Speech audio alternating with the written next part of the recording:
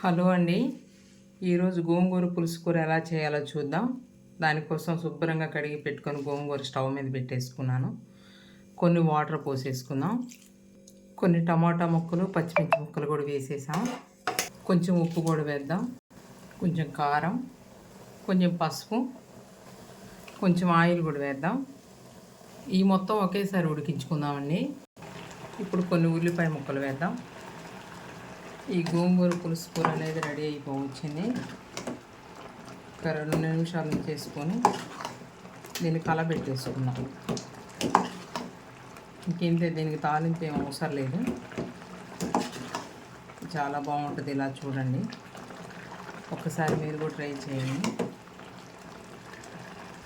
ఇప్పుడు దీన్ని కలబెట్టుకుందాం. ఈ గోంగూర అనేది కలబెట్టేసుకున్నాం. ఇప్పుడు కొంచెం కొత్తిమీర వేసుకున్నాం.